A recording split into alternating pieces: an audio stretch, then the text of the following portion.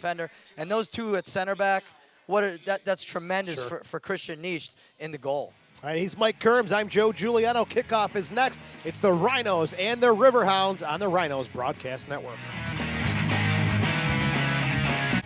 Well, Mike, the Rhinos, a good chance to gain some points and end with 5 straight at home, and they could really run up the chart here. They're 14 points behind Orlando City, but this might be a great chance to really get into that solid, comfortable second place. Yeah, it's a very, very important game for them. They're 2-3 in their last 5 matches, so they really do need to prove themselves. And really, Jesse Myers has said they have to get wins here at home. They've been struggling at home with three wins, 2 losses, and 2 ties. Pittsburgh, on the other hand, they've been struggling. They've had a really, really rough July. I mean, a lot of back-to-back games. This is their second back-to-back this month in July. And their other 2 games, they had 2 games in a 3-game stretch. So that's very tough. And it's you play one weekend and you have 2 games in 3 days, and then the following weekend you have 2 games back-to-back, and then this weekend same thing. It's a tough stretch for Pittsburgh for sure. All right, the Riverhounds in blue will have the kickoff. They'll be attacking the goal to our left. Gilstrap gets it and up and over midfield. The Rhinos in the black and white striped tops and the black shorts with black socks. As Flunder looks to knock that one forward, McManus blocks it out of bounds. For Pittsburgh, their last win was Friday, June 22nd against Wilmington. As Mike mentioned, they've had a tough month of July. There's Castle's quick throw-in. Looking for Seth, and Kyriatsis is there to knock it out of play. Welcome back to Georgios Kyriatsis, the central defender, out with an injury and now back alongside of Troy Roberts. Throw-in here for the Riverhounds. Seth whips it into the box, headed away by Fernandez. Gets the ball away from the former Rhino, Tino Nunez. Seth again crosses into the box, a little collision in the 18. Estridge in his 3rd appearance as a Rhino. Plays it forward for Earls. Now Kissy, who's getting game fit, game by game. Saw the most amount of action in that 4-0 loss at Orlando, but tonight he gets the start, and he is close to 100%, hopefully. 27, 28, 29. Throwing for Earls. Taken away by Costanzo, the former Rhino. Now to Sterling Flunder. The Riverhounds have lost their last 5 games, outscored 11-3. And as you said, Mike, there's weekends where they're just packed with games. This is no different. They played last night at home. They lost 2-0 to Harrisburg, giving up goals in the 4th minute and the 85th minute. Struggles continue. Speaking with Justin Evans before the game, he said that's really been the story of their season. They've been giving up a lot of goals in the last minutes of halves. So that's something, and we've always talked about that. You never turn the TV off at the end of a half or the end of a game. Right. And Justin Evans just really proved it to me today. He's like, hey, that's the story of my season. They're not finishing games out, and we've been losing a lot of games this year that way. Earls avoids the slide tackle, but Seth comes in to win it, but intercepted now by Estridge. Still with it. Leaves it there for Earls and taken away by Kadich. Here's Rich Costanzo. Costanzo played with Rochester in 2010 and 2011, has the ball now. Tries to play the 1-2 with Castle, the guy that Mike featured at the start of the game. Castle is the 22-year-old product out of the Red Bulls Academy. Nisch with the goal kick. Nisch, the 30-year-old, 0.88 goals against average, and he had a tough one in Orlando, who really appear to be the cream of the crop in this league. They are firing on all cylinders. 14-1-4. Orlando City, the team to knock off right now in USL Pro. And one of the guys leading that team, former Rhino Ian Fuller, and Ian Fuller is just having a tremendous season. He scored a goal again last night with Orlando, and Ian Fuller's having a fantastic season. I mean, in his 30s now. Yeah, you thought his and- time was up, but and- not so. Exactly what he said last year, too. He's like, I'm going to be a little bit of a player coach, and I'm just going to play role. And there you go. You see him scoring goals and getting assists. Kissie's in the box. Fires one just up and over the goal. He's adding experience to that team, and it's nice to see former Rhinos. You see Richie Costanzo out here. You see Nunez out here. And Costanzo coming here being a role player with the Rhinos. Now with Pittsburgh, he's a leader on the field. He's very versatile, and it's nice to see him as a leader in this league. He's been around 2009 with Minnesota, then the next 2 years with Rochester, and now with Pittsburgh, 16 games played, 2 goals and 1 assist. As you look at the replay by Isaac Kissie in the box.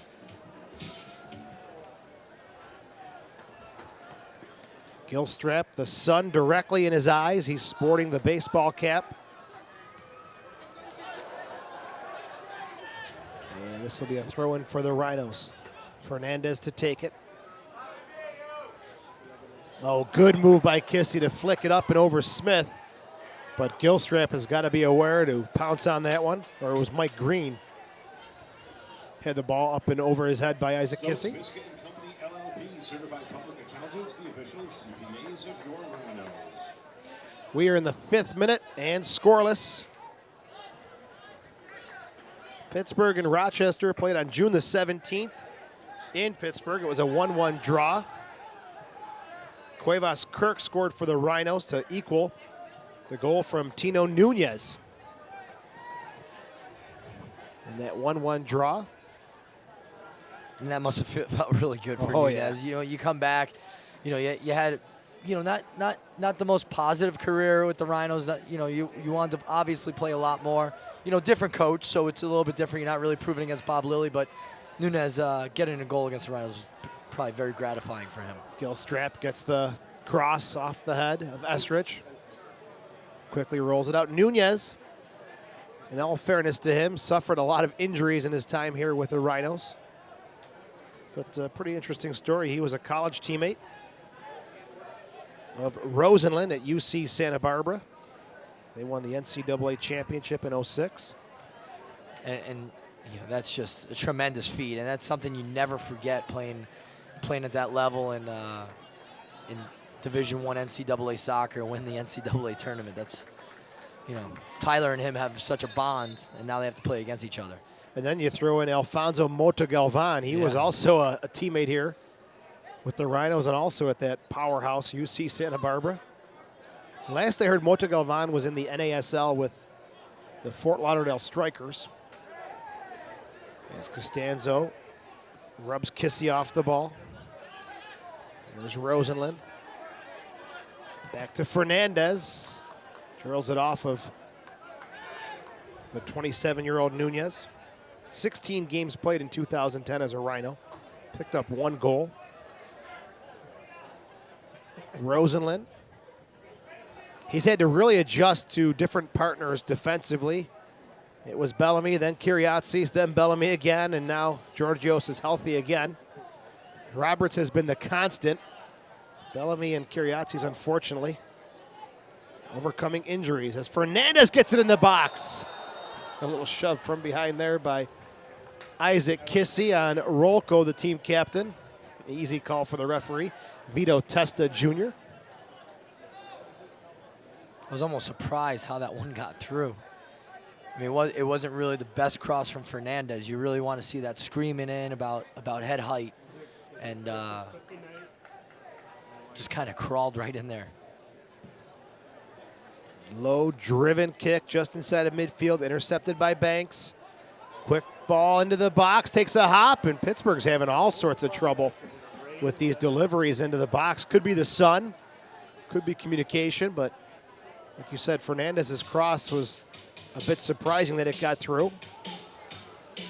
Gilstrap gets all of this one.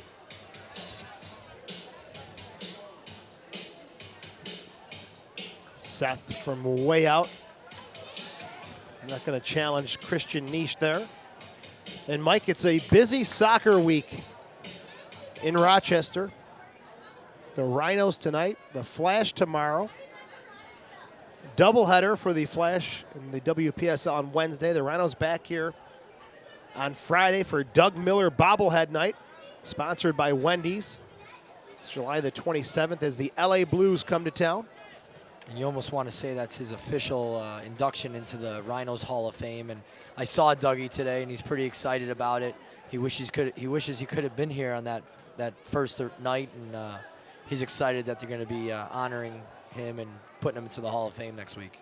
So he'll have his bobblehead distributed on Friday, July the 27th. Pat Onstad's also coming up on Saturday, August the 1st against the Charleston Battery. So be sure to pencil those in on your calendars. July 27th, the Rhinos against LA. August 1st, the Rhinos against Charleston. And it's Doug Miller and Pat Onstad bobblehead nights here at Salem Stadium. Earls, good switch here. Real nice vision there, and switching the point of attack for Earls. That's his strength. Header and a goal! J.C. Banks with the goal. The Rhinos have a 1-0 lead in the 10th minute. Isaac Kissy will get the assist after that little flick, and J.C. Banks has his 5th on the season in the 10th minute. I really don't know if he should be shining his boots or shining his forehead, but that's a great goal. And let's think about where that started from. Kiriatis gets fouled, puts the ball down, and he gives it right to Earls, and Earls hits a beautiful ball out to Fernandez, and Fernandez he redeems himself for that earlier cross, and we'll see the cross here again. This is the cross you're looking for from your outside back. Great flick by Kissy, and it's a good follow-up from J.C. Banks right there. Kissy's going for the goal, but J.C. Banks really following up far post. Good goal by the Rhinos. And kind of early in the match, once again, the Riverhounds not getting started, not being prepared from the very start, and that's what Justin Evans said is really the story of their season. Well, they saw there were struggles with crosses, and they were made to pay there this time. The finish from Banks. They're giving Fernandez the assist, but I think Kissy should get it instead.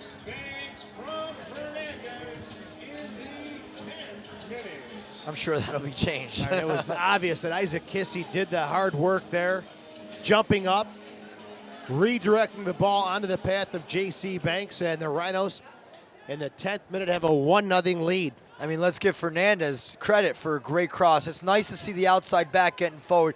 You need your outside backs getting forward, and Fernandez does that tremendously. He got forward, great cross, but really it was Earls who hit that pretty ball for switching the point of attack, and really that just created the shift of the defense that opened it up for the forward and J.C. Banks to crash. That's going to be one that Jesse Myers brings to the drawing board and the video analysis, and show the boys how the run of play was switched over, the overlapping run from Fernandez. Beautiful goal. Some great soccer there. And one thing about Earls is you can't keep that guy off the field. You need him on the field. If he's having a good game or not such a great game, he's so gritty. He's constantly fighting. He's a leader just by his actions on the pitch. And Earls just really proving it right there why they need him on the field. J.C. Banks getting a look at as the knee is being attended to by Dave DePasquale. Hopefully this is nothing major. As Nisht has it. Could have been how he lifted it on top of Kissy's knee when he was trying to shine his boot. Yeah, a little scuff there. Switching it back to the far side, Schaefer, Kadich. Long ball looking for Costanzo. Roberts is there. So we'll see how Pittsburgh responds. Again, the last 5 games, they have been outscored 11-3. Haven't won since June the 22nd. Good chance here for the Rhinos to put the pedal to the metal. Here's McManus. Central, Rosenlund. And Fernandez is just having all sorts of time here. A lot of touches, a lot of looks. Banks another cross. Into the box, Estrich! Was maybe obstructed, but he still fought through the challenge and was able to get a foot on the ball, and Gilstrap had to come up with a save. And the referee's looking at the young player going, really? You're gonna blame an obstruction? You got to finish that, son. I mean, Estrich was crashing far post. Great run by Estrich, but he does have to finish that. Just another pretty cross from the right-hand side of the pitch here. Estrich making his 3rd appearance as a Rhino, the 22-year-old out of Indiana University. Had a little journey in MLS. He was the 21st overall pick by Vancouver in the MLS Super Draft of 2012. Then his rights were traded to Real Salt Lake. And now he ends up here as a Rochester Rhino, playing on the left side of midfield. Yeah, he really didn't get much time with Real Salt Lake. He played on their reserve team quite a bit, so he was in the reserve squad. So he was still getting playing time, but they're playing in the reserve games in the MLS is nothing like playing in the USL Pro or the NASL. You really got to, you're getting game fit. You're constantly playing weekend. You're playing back-to-backs, such as what the Riverhounds have done the last 2 nights. So Kissy, and he's going to get it. He's going to slow it down, though, look for some help. as a player, I'd much rather be in the USL Pro or the NASL than be a reserve player for one of the MLS teams. So he's had a roundabout journey, but he's going to see a lot of action here to close out the 2012 season. Kadich outside to Schaefer. J.C. Banks is down again. Subs available for the Rhinos. Backup goalkeeper Brendan Miller. Defensively, you've got Tyler Bellamy. Then in the midfield, your choices would be Drew Koss, Cuevas Kirk, and Michael Tankey. And up top, Kendall McFadden and Andrew Hoxie. And this is not good to see, is what a season J.C. Banks has been having. 5 goals, 8 assists. He's got the goal here tonight. And he was looked at earlier by the trainer, and looks like he's just not going to be able to go on here as Cuevas Kirk, one of the players to warm up along with Kendall McFadden.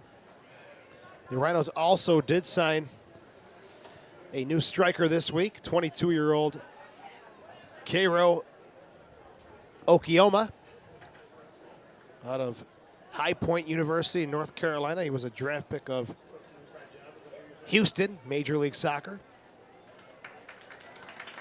Banks, does he continue? We'll see.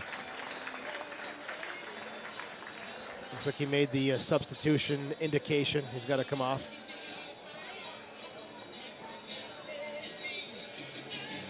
Or did he not do that? I thought he kind of rolled his hands and said, yeah, take me off. It's interesting. I mean, Yeah, we'll see what happens. The way as a player, he just kind of sat down and just laid there. You think there's something that's wrong, but sometimes you want the trainer to give you a little bit of a reassurance that, okay, did I do my ACL? Did I do my cartilage here? What's going on? What am I feeling? And he's going to come back in. Dave DiPasquale probably gave him some of that reassurance. Listen, dude, there's nothing wrong. Get yourself back out there, and just a knock, just a twist. You didn't do anything too bad. As a player, that's a mental thing. Okay, what's wrong here? Because you are having a good season. You want to make it to the playoffs. We'll keep an eye on J.C. Banks. It's that right knee that's been nagging him just a bit here.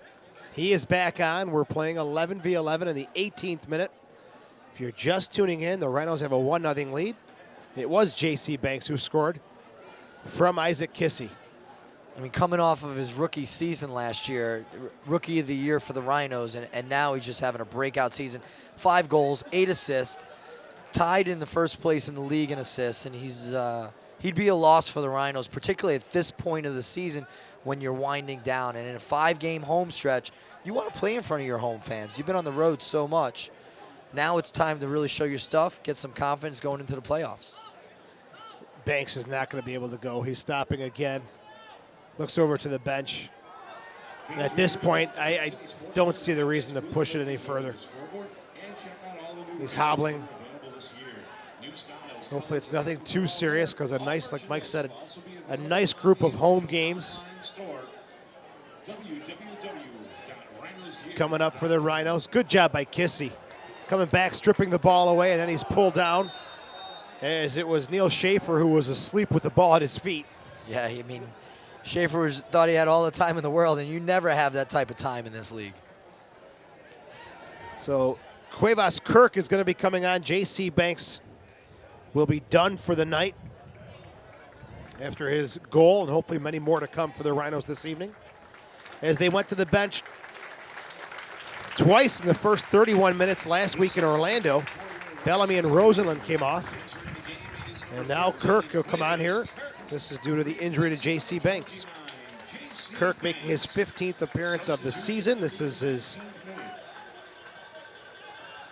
second year as a Rhino. He's got 2 goals on the campaign so far. Free kick for the Rhinos. 2-man wall for the Riverhounds. They've had trouble with balls delivered into the box. Earls sends another one in. Kiliatsis with the header, and Pittsburgh defensively, they are just sloppy on the mark. Yeah, real sloppy. Wow. I mean, another pretty ball by Earls, but Kiriatsis could have brought that down and smoked a cigarette and then put it in the back of the net. Wide open there, and a beautiful delivery from Danny Earls, who's got his touch tonight. I mean, who was marking him? The fans of Summerland Tour comes this 20th minute. on July 26th. The tour will feature Gin Blossoms, Sugarland, Lit, Everclear, and RC Playground. Tickets are on sale right now at Ticketmaster.com and at the box office right here at Salem Stadium. Costanzo gets it to Castle. Kiriatsis takes a knock. Castle, top of the 18. Shot. Niche makes the save. And now Georgios Kiriatsis is hobbling on his right foot. Just came back from a knee injury. And hopefully he can shake this off. Looks like he is going to try and push it forward here. Rolko, the team captain, 27 years old. Costanzo, trainer, shoulder challenge, good side both ways. Off of the Rhinos. Trainer also back after an injury, missing about 5 games. Chipped into the box, Castle with the header, and Niche a few steps over to his right. Yeah, so scoops it up. it's a little bit of a switch here between Pittsburgh and the Rhinos. The Rhinos have guys coming off of injury, and Pittsburgh just keep sending guys into injury throughout the season. And well, actually, Justin Evans said right from the beginning of the season they started the season off with a lot of injuries, and real early in the season caught a lot of injuries, and it's tough to come back off that. And speaking of starting the season, the Riverhounds announced the construction of a brand new stadium. It was supposed to be constructed in Station Square, which is a mixed-use entertainment complex, but I haven't heard any updates on this $7 million stadium. It was going to be privately financed, and if we do hear anything as far as the developments go with that new stadium, we will let you know.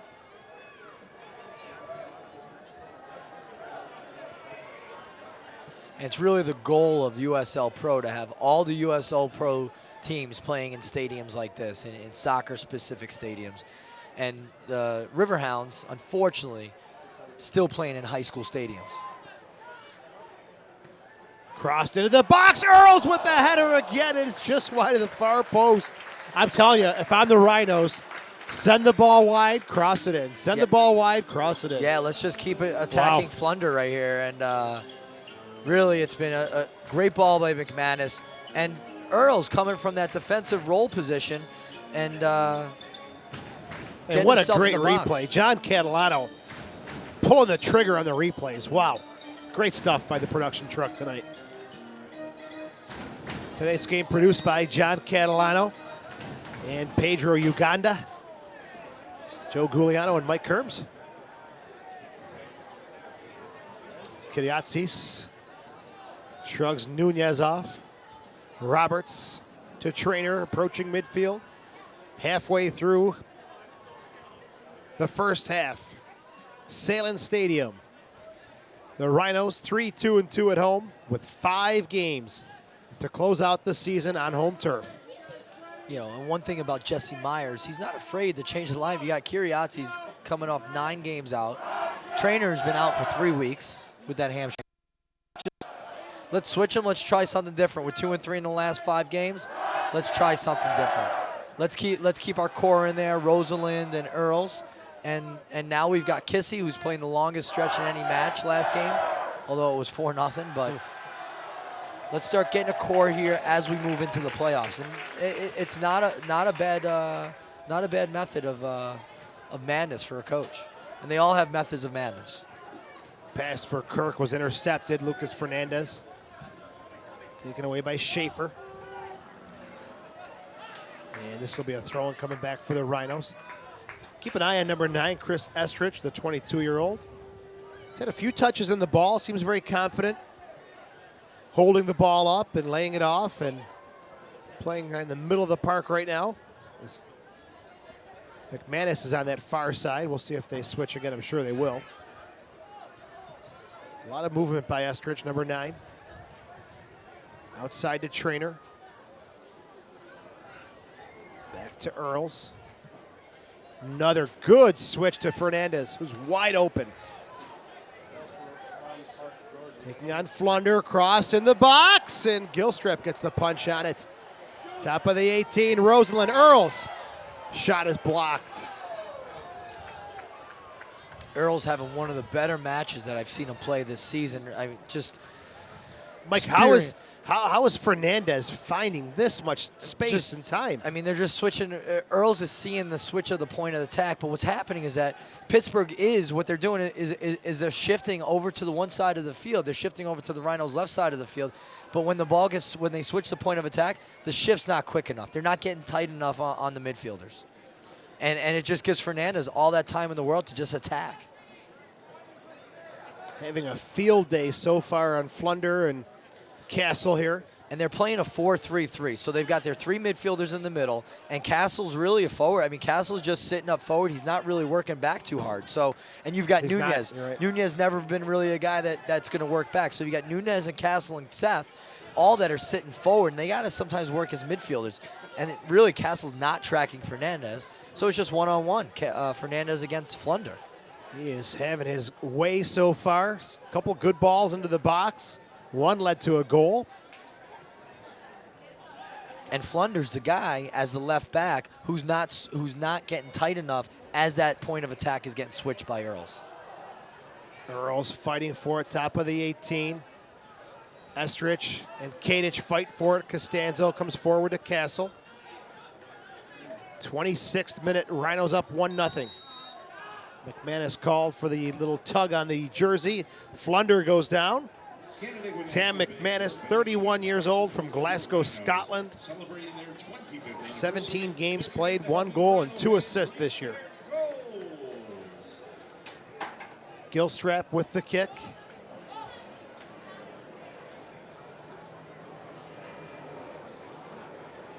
McManus, it'd be nice. Like you're seeing Earl starting to get into it right now. For me, I've seen Earl start to pick it up in the last. As this season's progressing, he's getting comfortable with the lineup, with Jesse, and with the players around him. You'd like to see McManus where you're expecting a lot more production from McManus. He's only got 1 goal, 2 assists, as he said, and hopefully he starts getting a little bit more into the mix. That cross I saw earlier, great cross, and if you could see him producing a little bit more, which is expected, then the Rhinos are going to be going into the playoffs with a lot of confidence. USL Pro playoff structure. The top 6 teams make the playoffs, with the top 2 teams getting the bye.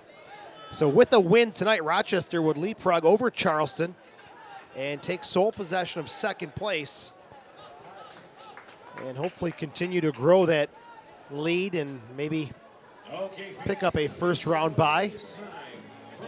Last season, the Rhinos knocked Pittsburgh out of the playoffs with a 4-0 trouncing here at Salem Stadium. And then the team that beat Pittsburgh last night beat the Rhinos afterwards, Harrisburg, which has really had the Rhinos' number. They've also had Pittsburgh's number this year. The battle of the Keystone State, they would say, between Harrisburg and Pittsburgh, right? That's right. And I think Harrisburg was 2-0-1 this year against Pittsburgh. Including that 2-0 win last night. Just under 1,000 fans at Chartiers Valley High School.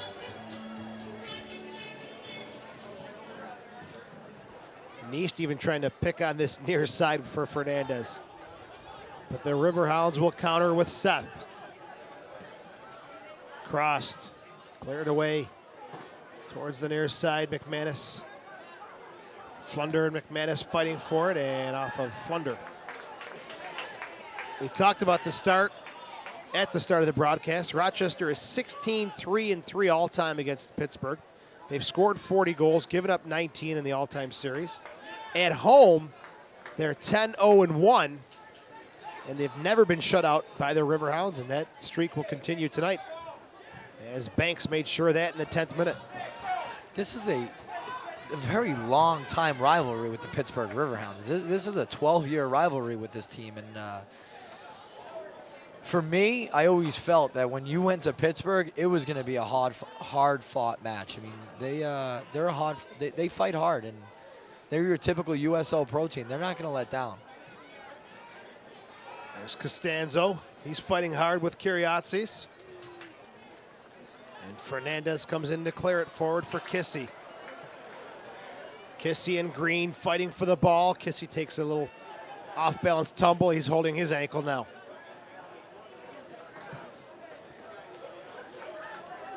Hopefully just a little twist, and it's not going to be too much damage. As Isaac Kissy's only played 8 games this season. This is his 9th. And he's going to be holding that right ankle, stretching it out. Just a roll.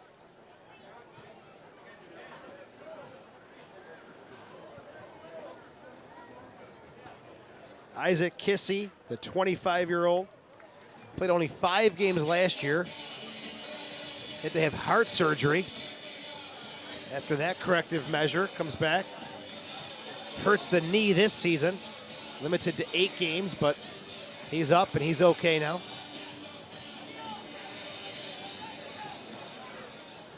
Throw in for Lucas Fernandez, 18th appearance for the Argentinos Junior product.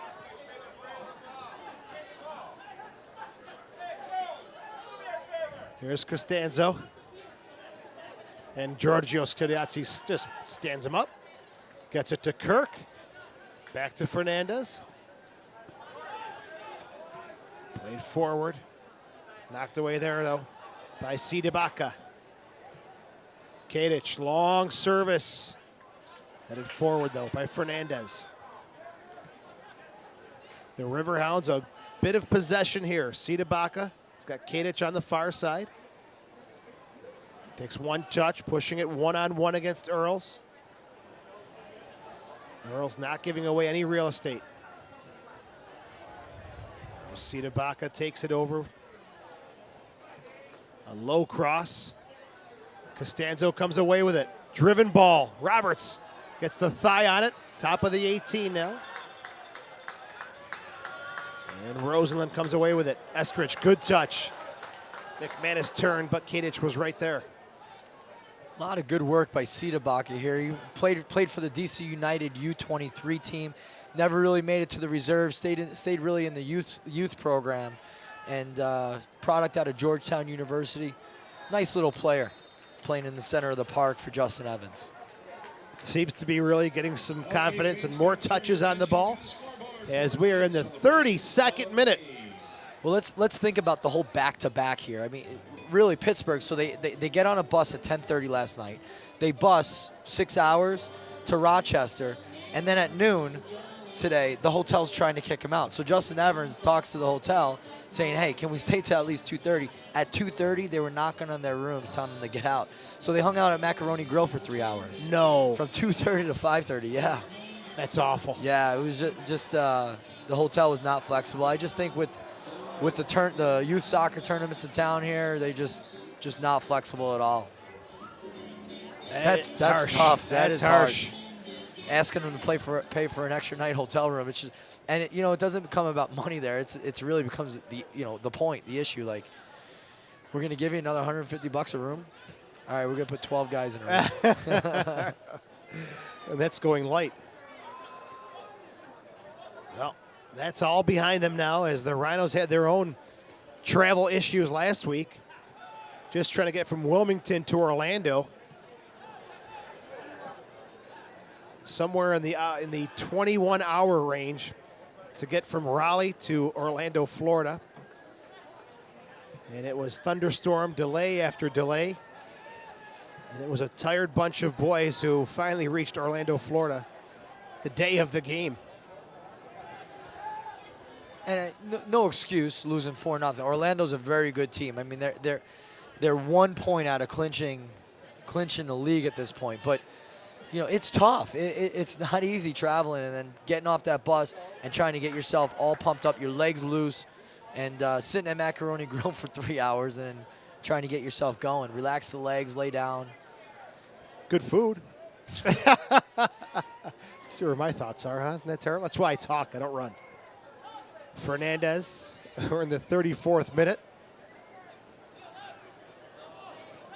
Mike's making me hungry talking about the Macaroni Grill. Roberts to Earls. The sun is set. Gilstrap losing the baseball cap and now able to get a good clear look at the field ahead of him. Crossed into the box again. Comes through to the near side. McManus crossed. In the box, Kissy was taken down by 2 players. No call. Had a chokehold around his head, and he's still just a headlock. checking all his parts. Crossed into the box, and I like the fact that they're sensing blood and they're serving balls in from the flanks. Jesse Myers is absolutely livid about. I mean, they one guy in front, one guy from behind, and both of them had their hands all over Kissy. He was manhandled. 4 arms around Kissy. Absolutely drag down, take down, you name it. Jesse Myers should be upset.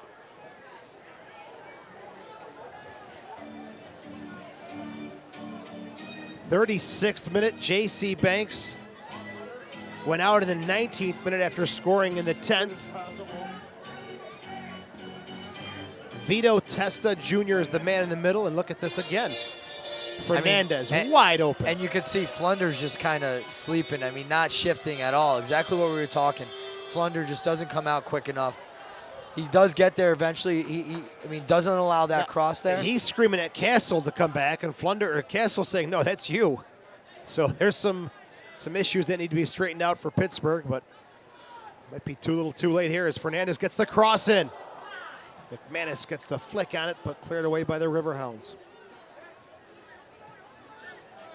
Kyriazis to Rosenlund. Georgios back to Christian Nisht, who again is having an outstanding season with the Rhinos.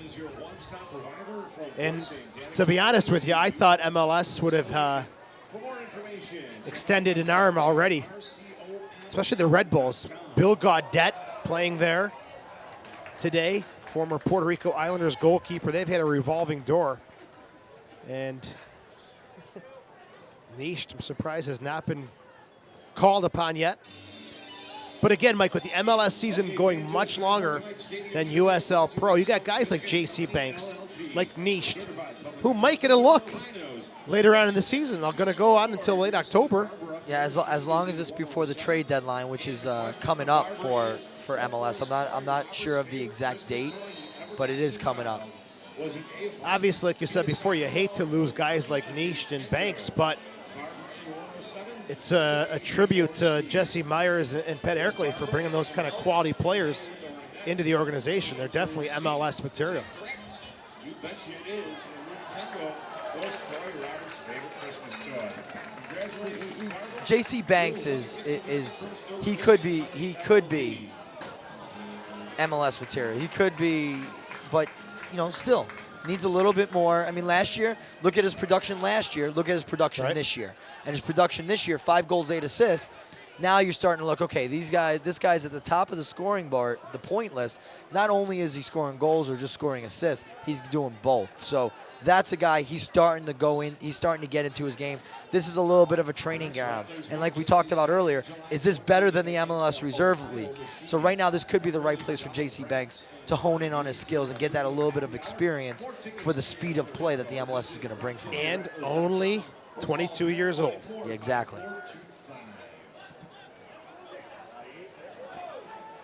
Let's take Niche, though, 30 years old, but still has 10 years left Oh, yeah. as a goalkeeper, Oh, right? yeah. So really, those two are almost in the same boat from a time left to playing at the top level in the country. Talked to Nish about the exploits of Pat Onstad, and he said, yo, I would love to do the same thing. And he very may well be in that same boat. I mean, Niche, he's played in the Zweite Bundesliga.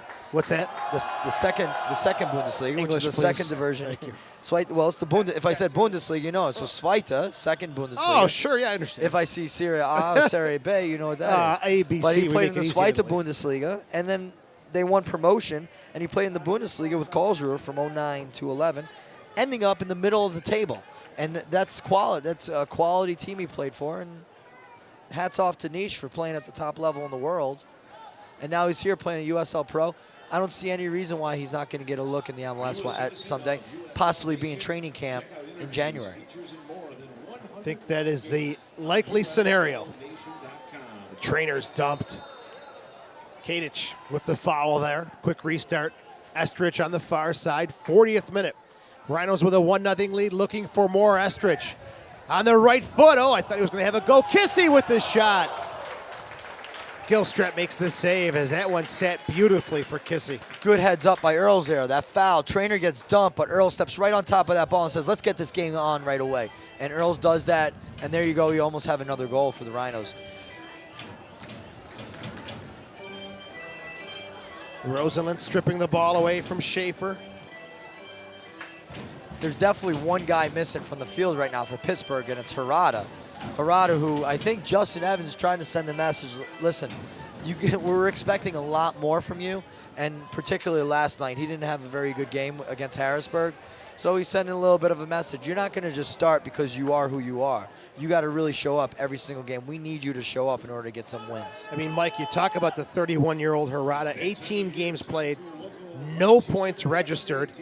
Very impressive resume, but the results, the production is just not there for Harada. You almost look at McManus in the same way. You're expecting a little bit more from McManus, and he can do it.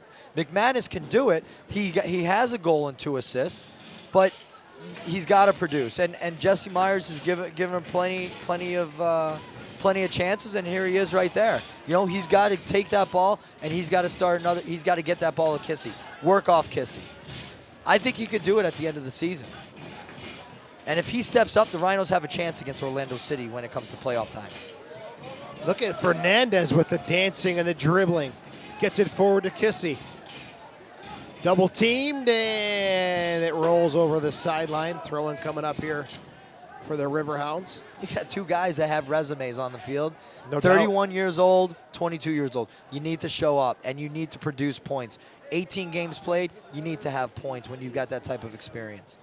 You need to be producing assists. When you're playing in the midfield and the attacking third, you need to produce. He had an explosive 2008 season, talking about Harada. Several MLS teams interested in him, but injuries forced his trials to be cut short. Flunder gets across into Castle. Kadiatsi denies the shot, then comes back and wins the ball. Counterattack for the Rhinos up and at midfield. Kissy. I was going to say almost Scott Schweitzer-like there, but Kiriatsi gave the ball up and just Stopped. He said, "I'm you know done." what? I'm a center back. Scott Schweitzer, he's in the 18-yard box right now trying to get himself a goal. And he did score goals that way. Kiriatsi's 32 years old. You guys go play, have fun. Yeah. I'll tell you, Scott Schweitzer, when I've got center backs, and I encourage my center backs to take that 1 or 2 opportunities to move forward, and when they do, I call him the Scott Schweitzer of the match. Sure, have fun. Absolutely. Work hard at the other end once in a while. Cross by Fernandez. Estrich gets the header on it. It's not going to cause any harm as Gilstrap will scoop it up, quickly throws it out to Costanzo. Fernandez and Earl's really the players of this first half right now for me. Just Fernandez just getting forward, seeing a lot of the ball as a right back, and Earl's really getting that ball. Smartest player on the field, switching the point of attack. Subs available for Pittsburgh. Greg Blum, the backup goalkeeper. Stefan Lundberg, Ricky Smith, Jeremy Dayton, Shintaro Harada, and Anthony Calvano. One guy, name you haven't heard a lot of tonight is Roberts. And really, it's not because he's having a bad match. He's now got someone who, I mean, you know, Bellamy does a good job, but really, Kiriatsi's, and you can see Roberts has I feel maybe a little more confidence with Kiriatsi's. It's a little, I mean, there you go. You've got the experience of Kiriatsi's and the ambition and the future experience of Bellamy, right? Bellamy's going to be a player someday that has that experience, but now you've got this guy who's got so much experience next to me. And if you're Tyler Bellamy, hopefully you're in training sessions and you're just absorbing every single thing you can from Kiriatsis and Roberts, who's played in the MLS. Kiriatsis, as you mentioned, has played in Italy and Greece, and this guy's just a wealth of experience. And if you're a true pro, you are learning from those players and saying, you know what, I might not be starting every game, but when one of these guys are down, they're giving me the opportunity to step in, and I've got to replicate what's going on right now, what Roberts and Kiriatis are doing. You can see they're just solid. And Bellamy is solid. 45th minute. 1-0 Rhinos lead. J.C. Banks with the goal. If you're just tuning in, Joe Giuliano, Mike Kerms on the call tonight. Flunder is going to push one forward, and Kiriatsis sprinting over, covering the near side. Nice bit of work by Kiriatsis. Tight spot in that corner and able to just work his way out of it and win a free kick. No problem, I got this. Nice job. 1 minute of stoppage time. Very special thank you to Hillside Family of Agencies for sponsoring tonight's Christmas in July. A special thank you to all the fans who Niche donated Crossfield. to the raffle benefiting them, as well as those Trainer. who brought a toy to tonight's match. Now to Roberts. Earls checking back for it. And Kiriatsis was under pressure, but never nervous. Just kind of looked around and said, okay, I'll go back here. Rhinos are going to hang on to this one, and looks like they'll go to that dressing room with a 1-0 lead. Unless Kissy has something to say about it, and they'll win a corner kick, is it? Or a throw? Corner kick. They should have enough time just to get this corner kick off, but Mike, we've seen it before where the referees have just stopped it on a dangerous restart opportunity. And they can't do that. Just it's common sense of the game. Justin Evans wants it called, and Justin Evans knows just as well as I do that if you're in a match, it's got to go until the attack is done. Earls to take it. Vito Testa's going to let him get it in the box. Header, and Gilstrap makes the save. And that'll do it for half number one. If that had gone in, Justin Evans would have blown a gasket. Oh, yeah. I mean, I was having this conversation with Tommy Tanner. He's like, he thinks soccer's this type of thing is ridiculous. He said, in every other sport in the country, you know when the game is going to end. Yeah. And he goes, it's the only not in the country, in the world. Yeah. He goes, it's the only sport in the world where you don't know where the game's going to end. And you know, you sit there and I think it's a great part of the game. You know, it is a good discussion. It leads to a lot of controversy, so to speak, right? Sure, Justin Evans is sitting there. I mean, he would have gone nuts. I mean, look at him right now. He's pointing to it. Look at him, pointing to his watch as he walks off. Ref's ignoring him. Justin's still trying to get his attention, and he's got his point across. I'm sure. And I respect Justin. I mean, Justin was a great player that we played against. Played with the Battery and the Riverhounds. We will go to break. After 45 minutes of play, the Rhinos have a 1-0 lead thanks to J.C. Banks. Stick around, more to come on the Rhinos Broadcast Network.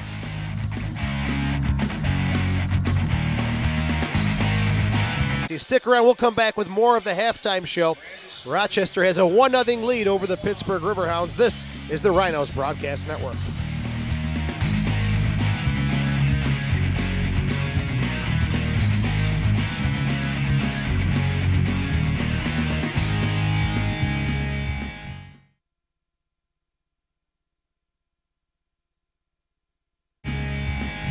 The regular season home stretch, it begins tonight for the Rochester Rhinos. They have a 1-0 lead over the Pittsburgh Riverhounds at Salem Stadium.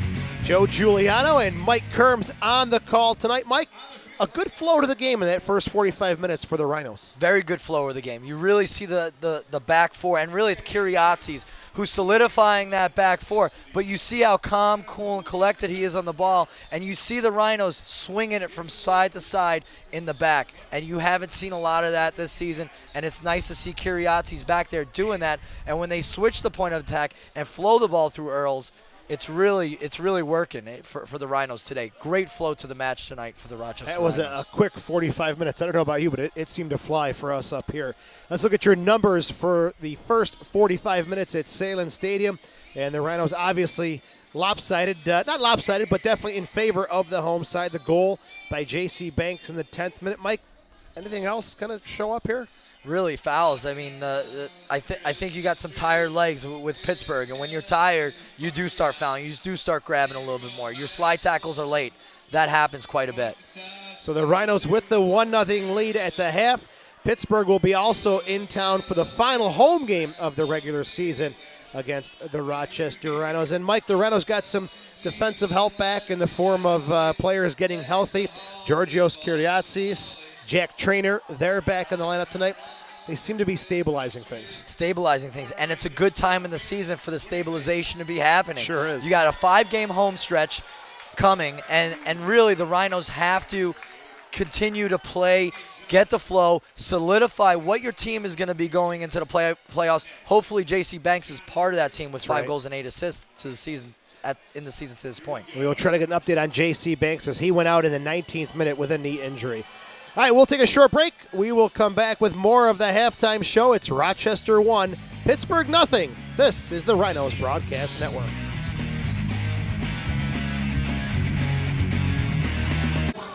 After defeating Harrisburg in the finals last season.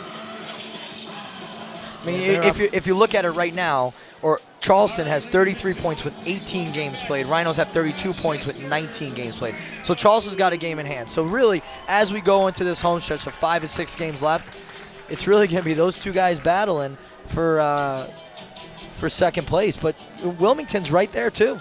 Charleston and Orlando played on Thursday night. Orlando City had a 2-1 victory at Blackbaud Stadium.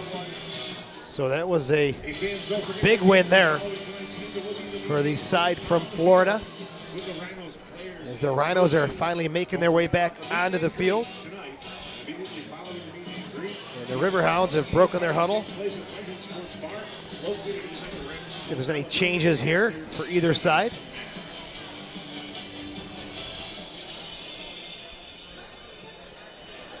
It'll be a kickoff for the Rhinos. They'll be attacking the goal to our left.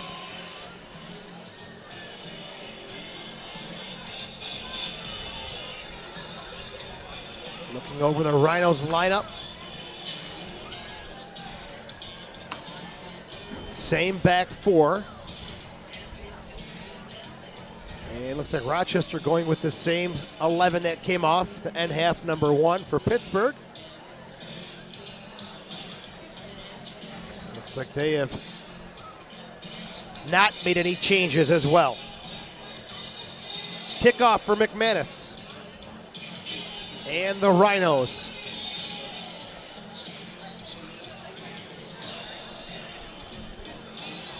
Don't forget, on July 27th, it's Doug Miller Bobblehead Night, sponsored by Wendy's. As the LA Blues come to town, Doug Miller already inducted into the Hall of Fame, but now it's his evening of celebration. And then Pat Onstad's Bobblehead Night will be also sponsored by Wendy's on Saturday, August the 1st. Second half is underway at Salem Stadium. Cleared down the far side, Lucas Fernandez with possession for the Rhinos. Central to Danny Earls. Trainer back to Rosenlund. Estridge, good touch outside for Trainer.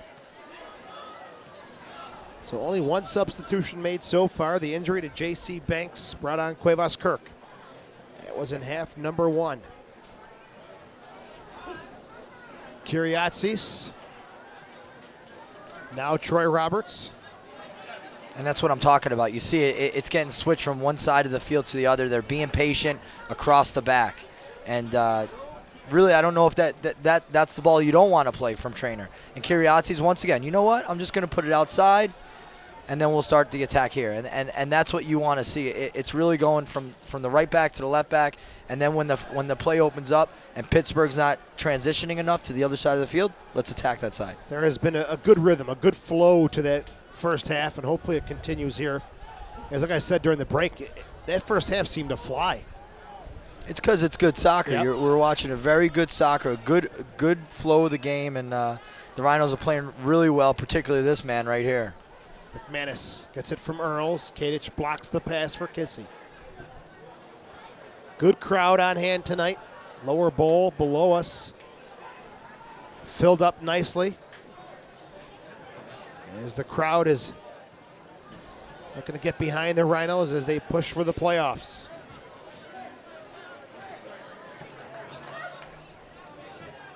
Pittsburgh is going to need a lot of help and a lot of work to get to that 6th and final playoff spot.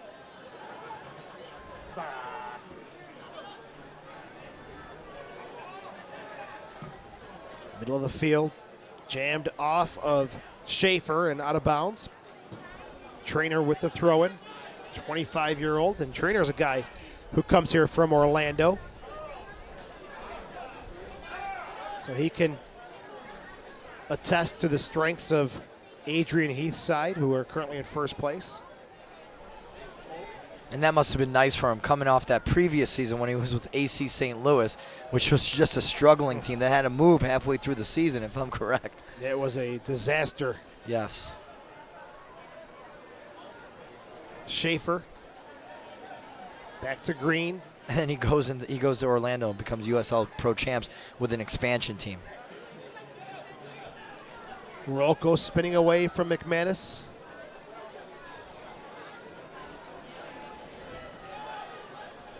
Riverhounds trying to keep possession here. Costanzo played forward for Nunez. Hasn't seen a lot of the ball here in the game so far, but gets a touch there, but it's intercepted by Trainer.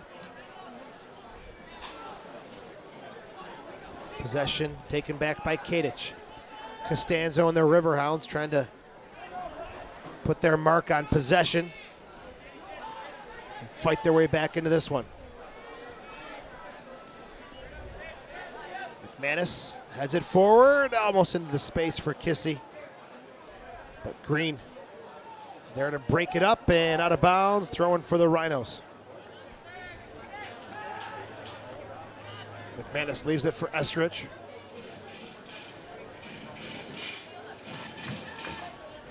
Short throw in for McManus.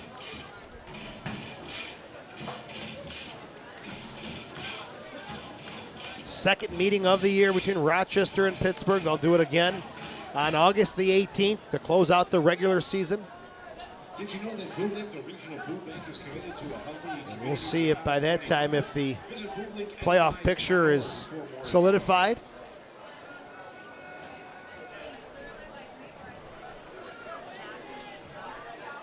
And I'm thinking within the next game or two that Orlando is going to solidify first place. Castle with a quick one-timer from almost an impossible angle. Saying that, though, second, third, and fourth place is going to be very, very exciting between Wilmington, Charleston, and Rochester. Let's not forget about Wilmington. You're right, 29 points after 19 games played. Harrisburg, 18 games played, 27 points. So let's say they've got 30 points. Could be really interesting. Yeah, those four teams are really going to be battling for second, third, fourth, and fifth. And then L.A., Charlotte, and Richmond, all with 23 points and 17 games played, battling for that sixth place. That is going to be a great finish to keep your eye on. And unfortunately for Justin Evans and the Pittsburgh Riverhounds, almost getting close to mathematically not capable of getting that sixth place spot. 5 games left as Kadich and Trainer nose to nose. Now, Kadic, a very, very large Croatian that I would not want to get into a tussle with. That's one of the things, and you saw a trainer just kind of take a look, and I think I'm going to back off with this one and just say, can I have the ball? You don't want to give the ball back either. The trainer wins the throw-in nonetheless.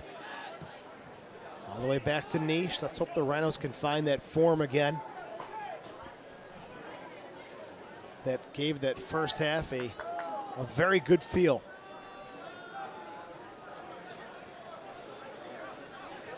Flunder.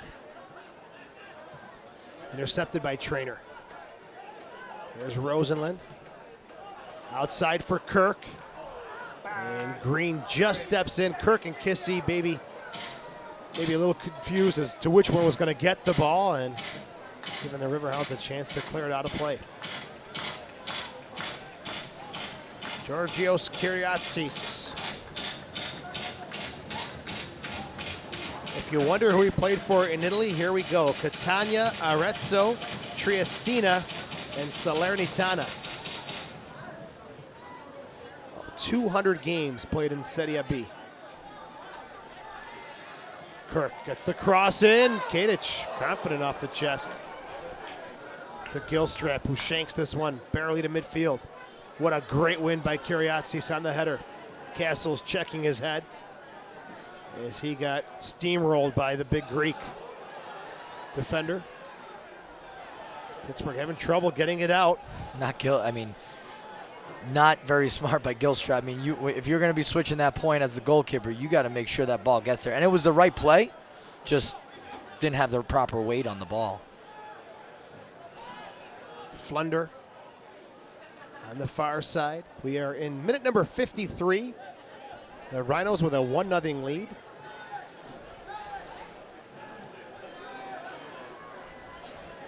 J.C. Banks with the goal. Fans, please turn your attention to the scoreboard for tonight's groups. Call 454-KICK to get your discounted pricing for your group of 10 or more. When you see your group's name go up there, make some noise. Nunez. Sidabaka. Now Nunez is not going to be able to keep this one in bounds. It'll be a throw-in coming back the other way for the Rhinos. Trainer with the throw-in.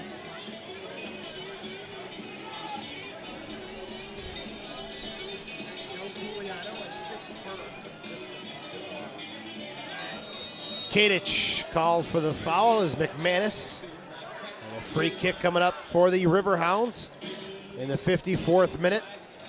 Rhinos want to be careful here not to let Pittsburgh get any confidence, any rhythm going. They just want to continue with that first half performance. Free kick here. Pittsburgh trying from a dead ball. It's Costanzo. Led it away at the 18. McManus now gets the call against Costanzo, and he'll go in the books in the 54th minute. Yellow card for the former Rhino Rich Costanzo. A little frustration there by Richie, and I think he was disappointed with his service on that restart. And that happens a lot. You get frustrated, and all of a sudden you got to take it out on someone or something, and usually it's another player.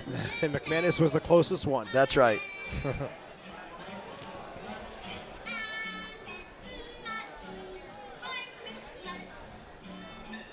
Sidabaka. Seth plays it forward, but no one is there. A yellow card caution has been issued to Pittsburgh's number 6, Rich Costanzo. Estridge lays it off for Earls. Back to Trainer. Rhinos knocking it around now. Kyriatsis. That's what I'm talking about. Left back, sees his center back. Ball gets out to the right back, and just real good stuff. Out to the back to the center midfielder. Rosenlund switching the point of attack. Now it should come out to Trainer. Or why not Estridge out here, and just really good, two quick points of attack switches. Oh. Almost a goal opportunity right there. That's good Sorry, stuff. I'm calling your play-by-play there. That's but all right. It's really nice stuff. And this is something they're very getting players that you bring together with a new coach. Takes a half a season or so to start getting comfortable together to allow the point of it, to allow the flow to happen. Good bit of their Rhino soccer. Good bit of build-up. For winning, you will receive free wine tasting and 2 bottles of wine. Sidabaka will leave the free kick. Rochester's Winery. There's Michael Haney. Rolko back to Sidabaka. Schaefer outside for Costanzo. He's having a tough time getting around Fernandez, but he picks up the loose ball. Kirk back to defend. Sidabaka looking for Kadich, And you watch Richie Costanzo. He's a different player. You can see how he's a little bit more of a leader than just going out there, doing his role, just doing his job. He's got to play a little bit beyond what maybe his game is because he's playing that attacking center midfield position. well, a time has come. 26 years old. He's been a member of 3 different teams now, and Justin Evans is going to lean on him and say, listen, it's time for you to step up a bit. You're right. At this time, at 26, 27, 28, you got to step up, or really you got to go back into that role position, that role of being a role player. Throw in by McManus to Estridge. Nunez. Seth. Now coming forward is Castle. Sidabaka leaves it for Costanzo, who's shifting all over the field. Castle. Good ball outside for Kadich, overlapping. Cuts around Trainer. Plays it back to the top, and I'm not sure if that was the right choice, but the Rhinos have a chance to counter. Kissy turning on the Jets, and that's going to get away. And that's a little bit of a miscommunication between Kissy and McManus. Kissy wants the ball in the middle of the pitch, and McManus puts it to the outside on him. Kadich playing it back to the top of the 18 almost put his team in serious trouble for the counterattack. He had 1, 2. He had 4 guys in the box. He's got to put that ball in the box. Kadich does a great job really faking out Trainer there, and then he doesn't take advantage of it. Great build-up. Everything but the delivery was where it needed to be. Pittsburgh will go to the bench for the first time. Lundberg will come on. And the ball went through Castle, Richie Costanzo and Castle. Castle, the guy that we pointed out at the beginning of the match, is the player to watch for. And I just don't think he's had enough touches on the ball tonight. Sidabaka, Schaefer, outside to Flunder. Kept in play. Flunder has it. Sidabaka with it. Looks up. Into the box. Nisht is off his line to take it away from Mike Seth. And now he is down injured. Looks like he was going to be calling for some help too. He's holding his right, looks like the right side of his chest.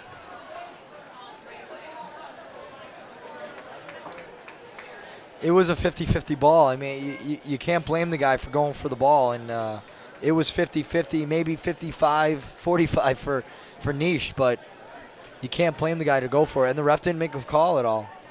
Seth is the player who challenged Nish. He's going to come off right now.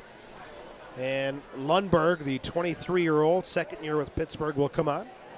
And Scott Vallow's kind of jogging here. I don't know if he's going to warm up. He's getting the ball. He's going to warm up Brendan Miller.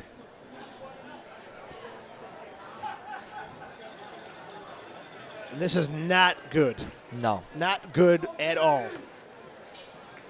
The Rhinos have their stud, their goalkeeper, who is down, getting looked at by the trainer. Brandon Miller is warming up.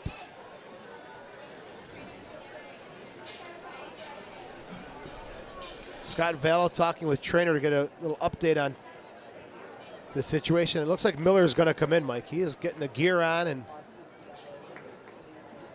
we'll see if we can get a replay on that challenge from Seth against Nish, which I don't think was dirty.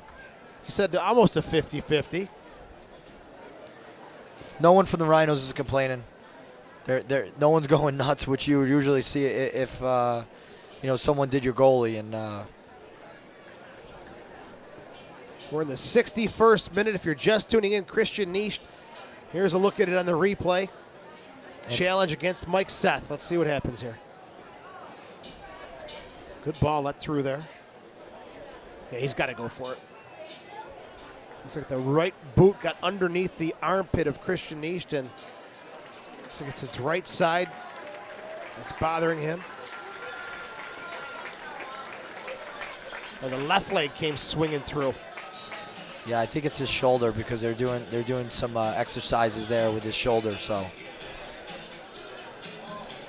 Initially, he had his arm under his right chest. There's a good look. And here you go again. It's that left leg. Maybe both legs got him. Up high and down low. You know, it's just a little bit of an overextension there of that right arm being laid out and maybe getting pushed back as he was calling for help right away. Seth tried to dig the ball up there. The big guy gives the thumbs up. Gets a round of applause. He's going to continue. It was kind of funny there. He kicked the ball out of bounds, and he was just sitting there looking around the 18 like, where's the ball? Brandon Miller was loose and ready to go, but Niest is going to stay on. So it's been an interesting night as far as injuries are concerned. J.C. Banks went out in the 19th minute. Christian Niest was given a good hard look by the trainer. He's going to be okay. And I just want to talk about that play that just happened there. Really, so Pittsburgh's got a throw in. Nunez gets it. He kicks it out for a goal kick. Let's face it. Niest had the ball in his hands in the 18. Give the ball back to the keeper. Yeah. And let's continue where we ended. So, just little things that you look at from, they were still courteous, gave the ball back, but let's get it back where it's our ball. In the goalkeeper's hands. I like the ball in the goalkeeper's hands versus as a goal kick, right? Absolutely. One thing the Rhinos want to do is get a hold of this one again. It seems like Pittsburgh starting to ask a few questions here. Getting a few more looks than they saw in half number one. Fans, join us on the field following tonight's And although you dominate a half, it's still only 1-0. coaches. Please enter and exit through section 101. Food, gum, or beverages will not Trainer. be permitted on the field.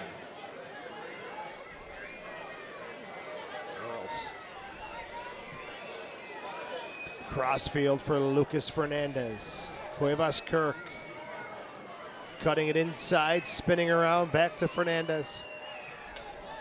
Troy Roberts, 61 games played with the LA Galaxy of Major League Soccer. Has it now for Estridge. Estridge puts Earls in a tight spot there, and Costanzo comes away with the ball. Behind the play, Kiriatsis and Nunez got tangled up, and the referee is going to make the call. As it's a free kick. Kiriatsis helping up the former Rhino, Tino Nunez. One thing you don't hear is Rhino reject. What happened to that crowd? The Rhinos I reject. think it was the old, what were they called, the Stampede? Yes. And to be honest with you, I think they're trying to form a new supporters section, but hasn't gotten off the ground just yet. 64th minute. One change for each side. As in about 5 minutes, it's going to be wholesale substitutions. Got my pencil sharpened and names ready to go. Lundberg's first touch off the throw-in. Kadich plays it central. Schaefer outside to Flunder. The picking on that far side has slowed down for sure. Ceased. Ceased is a good word. Is what has happened, and I think they should. Justin Evans went in the locker room and said, "Hey, we're getting beat on this right side. Let's close this down a little bit quicker." And now a corner kick, first one of the game for the Riverhounds. Only one for the Rhinos, one for Pittsburgh. Usually you see big numbers on corner kicks, but that shows the possession we've seen here tonight. A lot of balls were kept in play.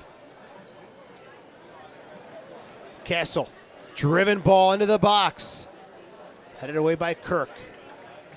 Green trying to get it over Trainer's head. He can't, and it'll be a throw-in coming up for the Riverhounds. Looks like the big smooth Andrew Hoxie will be coming on. 4 goals, mainly used as a substitute, but he makes things happen. Kadich Another dangerous run. Little chip into the box. No one in the back door. And it seems this right side for both teams is right side of the field here is the one to attack. And I think right now the difference of the Rhinos in the first half versus the second half is the first half you had J.C. Banks out there. And J.C. Banks on that right-hand side really helped. Not saying that Quavis Kirk is not having a good match, but J.C. Banks really helps when you've got Fernandez has the confidence of J.C. Banks that can overlap him. He's going to get the ball. Kirk's got that speed. Maybe Kirk is taking a little bit more of that overlapping position because he was playing right back a little bit earlier in the season. Going forward a little bit more. Mike Kissy is going to come off right now. He got a good 67 minutes in. Second change of the game for the Rhinos. Andrew Hoxie comes on. 16 appearances, 4 goals, and 1 assist for Hox. As a lone forward, that's what you expect out of your lone forward. 60 to 70 minutes, and let's bring in the reinforcements. The Riverhounds. And the reinforcement is our second leading goal scorer of the team. Yeah, he makes it happen, doesn't he? Not a bad guy to have coming off the bench. Entering the game was number 9, Stefan Lundberg. He replaced number 12, Mike Estridge pushing it central. Substitution was in the 61st minute. And shot/cross way off the mark in the 68th minute. Goal kick for Gilstrap. 18 games played for Hunter Gilstrap at 1.55 goals against average. Pittsburgh with 30 goals against this year. That is second most in the league. Only Antigua has given up more with 33. And they've played the fewest games at 16. So Antigua, the struggles continue there. Tough year last year and same thing this season. Joe, if you look at all the teams that we were talking about that really have a chance to make the playoffs other than Orlando and Charleston, Rhinos are a +5, Wilmington's a +1, Harrisburg's a +2, Charlotte's a +1, and then you got a -1 and a -1 for LA and Richmond. Really not a big difference in goal scoring differential in that entire group right there of 7 teams. And it's very competitive league. And Charleston's been putting the ball in the back of the net, giving up 15 goals, scoring 29. I mean, giving up 15 is second least to Orlando. It's an impressive number. Orlando with 14. The Rhinos not far behind with 18. So the top 3 doing it right. Earls looks up, whips one into the box. Hoxie's got his back to the goal inside the 18, but they're going to call him for offsides, and that ball was played into him. What it also shows you is that possibly Charleston, they're winning some of their matches 4 or 5-0, but then they're coming back and they're losing games 2-1, and they're probably more of an inconsistent team. They have such a big goal differential, but they're only 1 point ahead of the Rhinos. Talk 2-1. That's exactly the scoreline against Orlando. Charleston will be in town on August the 11th. That is going to be a table-setting game for the playoffs. As we're in the 70th minute, the Rhinos have a 1-0 lead against the Pittsburgh Riverhounds. Trainer. Estridge on the near side. Spinning away. Plays it back to Earls. When the Rhinos do keep the ball, it's very, very nice soccer. They do a very good job of taking care of the ball, taking care of the baby, so to speak. It's been really sporadic in the second half. Exactly, but when they do it, it's really nice. Absolutely. Into the box, Hoxie gets the flick. Hoxie gets the flick to Kirk. McManus wanted to tee it up, and Cuevas Kirk just didn't get the ball there. And right there, they've knocked the ball around the pitch, and they were patient, and then they had 3-4 guys in the 18. Into the box, and Green's not going to take a chance. He'll head that one out. Okay, fans, time to get on your feet and make some noise. It's a Rhinos corner kick. Another sub coming up here for the Riverhounds. Dayton's going to be coming out. Earls to take the corner kick. Dayton, the big striker, can bang his body around up top. There's Earls, good service. And foul in the box coming away. Free kick for the Riverhounds. Let's see who Dayton replaces in the 71st minute. He's going to replace Tino Nunez. Quiet night for the former Rhino. Well, I'm sure would have liked to have shown a little more here, but his night is over. Replacing number 25, Agustin Nunez. Nunez is out. Dayton is on. Very young guy. He's only played 73 minutes this year. Roll coming off the bench in the last 10, 15 minutes of a match. Oh, Justin Evans is not happy, and I can see why. Foul was called as Dayton got the flick, but why not go with the advantage? The Rhinos caught a break. Quick whistle. That actually favors the Rhinos. Quick restart out to Flunder. Doesn't get all of that chip, and Kiriatsis heads it away. Estridge turning on the Jets down the near side. Sidabaka chasing. Estridge gets away from him, and it's going to run on this very slick surface. Good work by both Sidabaka and Estridge. I mean, Estridge does a really, just really exciting getting into the attack, and then Sidabaka does a great job of really making him make a move and ends up putting it out of bounds. Castle playing on here, Lundberg. Kadich has been pushing up quite a bit here in this second half. Rolko.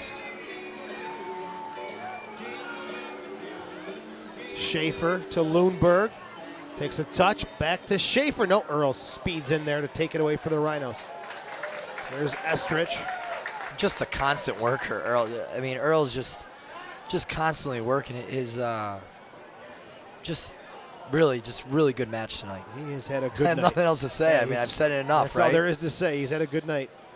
Plays simple soccer. He's predominantly a wide player, believe it or not. And playing in this defensive center midi role, being a leader out there, really, I think it's taking a little bit of pressure off of Tyler Rosenlund, because really Danny Earls is doing a lot more of that work. Good ball by Rosenlund to Trainer. There you go. A little bit less pressure. The pressure's getting on Earls. Into the box. Rolko clears it away. Kadich. Forward for Dayton. Now Lundberg gets there before Trainer, but he's 1v3. What's he going to do here? He's going to slow it up. And he's going to win a foul. Rosenlund called for the contact there. Quick restart, Lundberg from Kadich.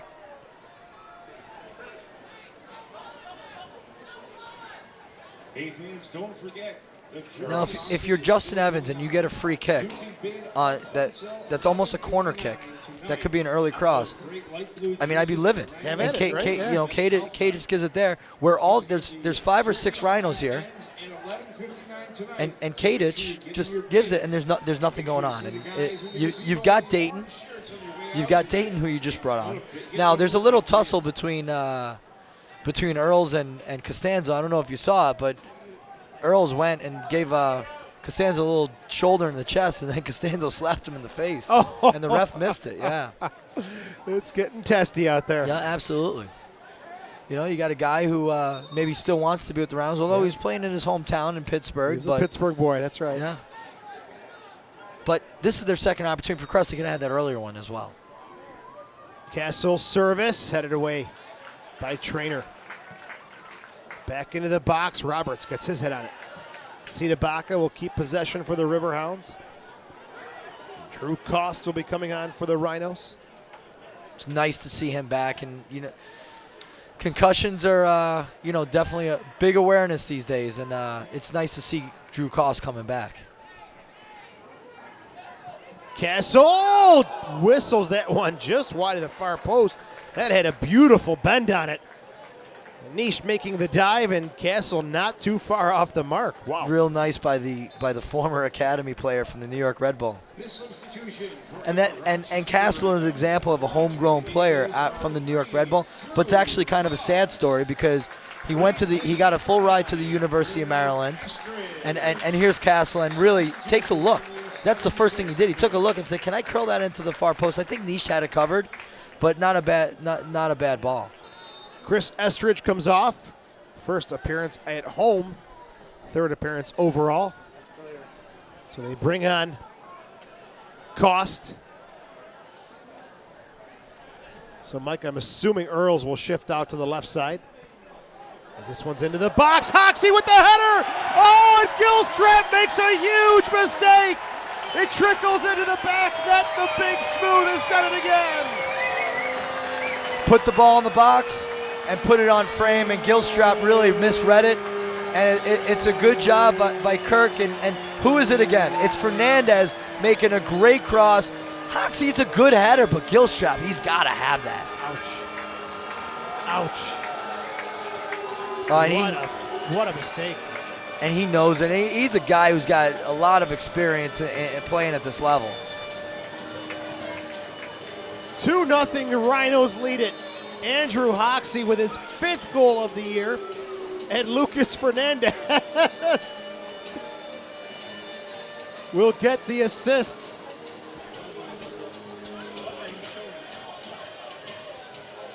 So it's 2-0 Rochester. Fernandez, who now has virtually 2 assists. I mean, that first one was a flick by Kissy. Right. But Fernandez, really, and that's something that you haven't seen this half. This half, Fernandez hasn't been getting a lot of crosses. He gets a cross in, they get a goal. Good job. The Big Smooth has number 5 on the year. Substitution also coming up here. Great crosses by Fernandez tonight. And you see it right there in the replay again. McFadden will come on for McManus, and looks like Tam is cramping up on the left hamstring. So Hoxie's got his 5th. Banks has his 5th. Yeah, Hoxie's saying, listen, Banks, young buck, you're not going to get too far ahead of me, man. You're not running away yet. You're not running away with the golden boot for the year. And like we said earlier, let's take Kissy, work 70 minutes, get an assist, and I'm going to come on, and I'm going to work for 20 minutes. I'm going to get myself a goal. Good job by Andrew Hoxie to come off the bench, and that's what you're expecting from your guys who are coming off the bench. He is produced in that limited role. McManus has got such a cramp and maybe even a hamstring pull that he's got to go off on the far side. So McFadden comes on for him. Bellamy is also going to check in. Substitution for your Rochester Rhinos. Entering the game is number 22, Kendall. Hopefully it's just a cramp and not a pulled hamstring. Number 10, Tam McManus. Substitution in the 79th minute. Here's Lundberg. Pushing it forward. Roberts steps away to win that. Looks like Harada will also come on for Pittsburgh, number 21. Bellamy will come on for Rochester at the next stoppage. Lucas Fernandez with a great assist. Hoxie with a nice header, and Gilstrap knows he could have done better there. We've seen him do much better. Just had one of those occasions. Another cross by Fernandez. Earls back into the 6. Knocked out of bounds. McFadden, another guy that comes off the bench as a forward. He's got 4 points this year. Only played 6 games. That's pretty good for a young guy like that. Both goals in the same game. Out of Medaille College. Local product. He has been an energizer. Right, so Bellamy comes on for Kyriazis. And what can you say about the big guy? Smooth and steady. Very, very nice game by Kyriazis. And here's the Rhinos Rookie of the Year from 2010. Getting himself some time with the 2 experienced players. One of them coming off, and not a bad guy to be coming off the bench. Kind of reminds me of the days when you had Demon, Schweitzer, and Restrepo. Yeah, that's right. You know, one guy's hurt. Okay. You know what? That's okay. Boom, boom. We got Restrepo here. Oh, Schweitzer's hurt? Okay, let's put Demon in. Trainer. Crossed into the box, headed away. Top of the 18, Earls can't tee it up. And so the two changes that were just made in the 80th minute, Bellamy came on for Kyriazis, and Harada came on for Costanzo. And that was in the 80th minute. Third change of the game for the Riverhounds. Harada, very experienced player, no points this year. Shocking to see that. Yeah, playing in a center midfielder role. He's got he plays very much like Earls. I mean, he's very active, lots of movement, switches the point of attack. He leads out there, but just not having a great season on the production standpoint. The Rhinos have utilized all 5 substitutions. Pittsburgh still with 2 left. Being the backup goalkeeper, and then Ricky Smith and Anthony Calvano, as far as field players are concerned. And for Pittsburgh, it looks like the tough stretch in July will continue.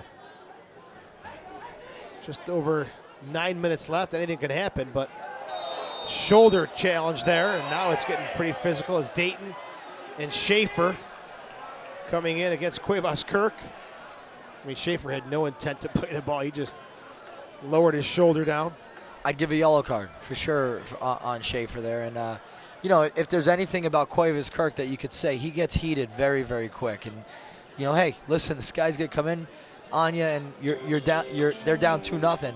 They're going to try. They might do you. So you got to continue to be calm, cool, and collected. And that's something that I see Kirk a lot. He gets heated really quick. McFadden trying to turn the corner. Flunder comes in to help out. And you say that, but off the pitch, He's a comedian. he's a comedian. He's hilarious. He's a fun, warm, loving guy. And all of a sudden on the pitch, whoa. I'm sure you've seen a lot of players one way, then they cross that white line and the switch goes on. No, I don't know any guys like that. Doug Miller will be on site. Could be one next to me. Now the first 1,000 No, fans I'm are not. Could be a man sitting to the right of Jesse Myers as well. Call 454 kick for tickets. Speaking of Bill Sedgwick and Mike Kerms. Tonight at the box office. So don't forget the Rhinos are back home. Friday night, July 27th, the LA Blues come to town. 7:30 kickoff right here at Salem Stadium. So to finish the story about Castle earlier, he gets a full ride to University of Maryland, and then he forgoes that after two or three seasons, and he signs with the Red Bull. And just after 2 matches of playing with the New York Red Bull, they let him go. And you forgo, I mean, if you think about it, you forgo $50,000, $60,000 a year and a free education to go play professional soccer. Now he's playing in the USL Pro. That's definitely not paying as much as the MLS right now. You're not playing at Red Bull Arena. Yeah, and you don't have a college degree that you have to now pay for yourself. You mentioned there might be a good alternative to that. Maybe if the MLS or the pro team that is bringing the player out of college early provides that financial incentive. Yeah, and that's where you have to have a good agent and a good scout. And I know a couple of those guys personally. So, you know, and those are some of the things that we've talked about. Because seeing some of these players that are coming up, Stefano Stamilicatos, he's Eastern Player of the Year in the academy. Jordan Allen, former pro Howard Allen, former Rhino Howard Allen. His son is Western Conference Player of the Year. Those guys are starting to look at the pros, and you know, you sign a homegrown contract. All of a sudden, you do your knee, you forego free education. Tough call, tough decision. That academy does one top job of developing players, doesn't it, Mike? Particularly Empire United Soccer Academy here in upstate New York. Your team playing in a tournament this weekend, right? Yes. And Kadich and Kirk get tangled up, and you knew that was going to come. That was just moments away. Second yellow card of the game in the 85th minute. Kadich gets this one. Costanzo got the first. The big Croatian went in on Kirk. There's a look at it on the replay. Cleats up right over the top of the ball. Kirk is up. He's okay. Nikola Katic. Check that number 4, Nikola Katic. Caution issued in the 85th minute. Hoxie flicks it straight up in the air. Brings it down. Back to Trainer. Central for Rosenlund. Back outside. Good stuff from the Rhinos here. Earls to Fernandez. No, he cuts inside. 86th minute, the Rhinos with a 2-0 lead. 5 is the magic number as Banks and Hoxie got their 5th. Rolko intercepts the pass. Plays it out through Lundberg. And Roberts steps in. You're right, we have not called his name a lot tonight. He's been steady, he's been solid as usual, but we haven't called his name too much. Oh, a little bit more now. Curiosities isn't in there right now, right? So now he's taking the role, more of a leadership role in the back. Before you have 2 leaders back there. I mean, Bellamy's a leader himself, and like we said earlier, when the Rhinos were winning championships with Demon, Schweitzer, and Restrepo, you had 3 leaders in that center back position. That's what you need. If guys are accepting their role, that sometimes they got to come off the bench, or sometimes they got to sit the bench, or wait for an injury, then that's when you win championships. Time for the local Rochester area Hyundai dealer to bring on the 10. We're also bringing on the award-winning cars and the savings too. Stop by Good, exclusive deals on all your favorite Hyundai vehicles. very nice game. Good game by the Rhinos tonight. So Rhinos taking on LA on Friday night. The Rochester Rhinos opened the season in LA with a 1-0 win on April 14th and a 2-0 win on April the 20th. So they started the season for 7 or 8 days on the West Coast. The Blues now making their way east for the Friday night game. Doug Miller bobblehead night, sponsored by Wendy's at 7:30, Friday, July 27th. I saw Doug Miller, my U11 team's playing at the Brockport tournament, and I'm sitting there on the bench. All of a sudden, this guy sits right next to me, and he starts bobbling his head. He goes, "Hey, you gonna see me next week?" He was demonstrating his bobblehead. So Good job by Kirk here. Into the box. McFadden's touch is heavy. Didn't he do a celebration where he did a bobblehead celebration? On the first time that he was inducted into the Hall of Fame? Not Hall of Fame. The first bobblehead night for Doug Miller. That's right. That's right. The best and most affordable goalkeeper development programs in Rochester, New York. Hopefully he'll score a goal and maybe do the celebration again. are they going to sign him for a game before they officially put him in the Hall of Fame? Not a bad idea. He's fit, man. He I got can- to tell you, he's in shape. He can wear number 19. Well, he had a decent. He had a very good indoor season in the MISL with the Lancers. So he still kept himself very fit, like you say. Kirk. Time for a late one. Let's see. Kirk. Shot. Gilstrap makes the save. You know, I see a lot of these guys around, and a lot of them, they're fit. Billy Andracki, still fit. I think he can still play. Andrew Restrepo still playing in some of the leagues down in the southeast there, New Orleans and in Tampa. And Doug Miller's still playing. And Bill Sedgwick's still fit. Maybe a return to the field for Mike Kerms in order. No comment? Still fit. Or trying to be. Earls. Header, and at the goal line, Gilstrap's going to reach up and grab it. Definitely fit. You could give it a go again, my friend. Mornings aren't as easy anymore. That's why I'll take my golf. Midfield, Harada. Sidabaka on the far side. Driven into the box, and Nish expecting the cross, had the shot. Driven at him instead. 90th minute. 2-0 Rhinos lead.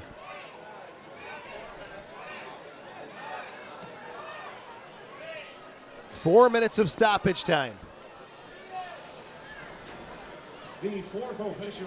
And we were talking about it earlier, and you hear the kids down there counting down the clock as it hits 90 it's minutes. over. I'm like, well, it's not over. And Tommy Tanner would be here saying, "See." Nope, referee says 4 more minutes. As Mike will be back doing it again tomorrow, 4 p.m. This time for the women's side. Possession for the Rhinos. They've got the 2-0 lead. We're in stoppage time. Another exciting battle there for first, second, and third place. Right to the end. The Rhinos looking to get into double digits with a win tonight. They are 9-5-5. 32 points with the win, 35. They jump over Charleston. They take second place. Hey, Rhino fans, don't Look at Orlando City ruining the USL Pro. Why do they have to run away with it? I tell you, they're running away, but your breakdown earlier for second place between those 3 teams is exciting. Then for 5th, 6th place, it's going to be a great stretch run. It really is. And that game against Charleston on August the 11th, that could be fireworks here at Salem Stadium. And actually, it's 4 teams. I mean, you can't forget about Harrisburg, Right. who's still in it too, Might right? as well So throw it's them in the mix as battle well. of 4 teams right there, 2nd through 5th, and then really, I think it's going to be a battle for 6th place with those other 3 teams: Los Angeles, Richmond, and Charlotte. Into the box. Far side Flunder. Lets it roll out, wins the corner kick.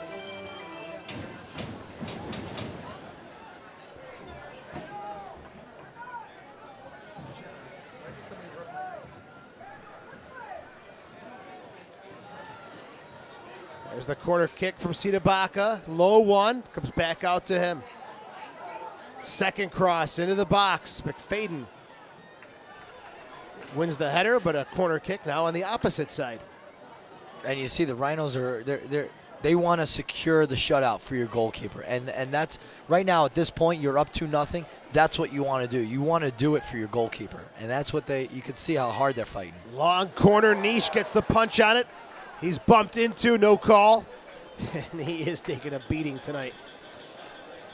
Well, it's a good thing they don't have a match until next Friday. Yeah, that's right. I think he's going to be in the whirlpool for the week.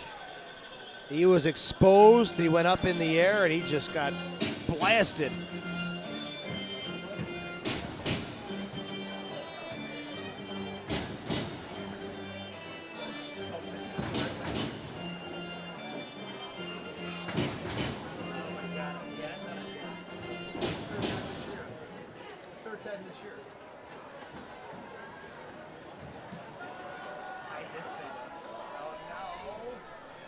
Hoxie looking for Earls, gets away from him. Harada. Trainer intercepts that one. Good anticipation. Pushing it forward. Trying to get away from Castle. Slide tackle. Off of Castle. Throw in for the Rhinos late in stoppage time. Cuevas Kirk will take it. Should have just about a minute left before the final whistle comes. McFadden fighting in the corner over the end line, and a goal kick coming up. McFadden, 7th appearance of the year. He's got those 2 goals against Antigua. Looking to find that form once again.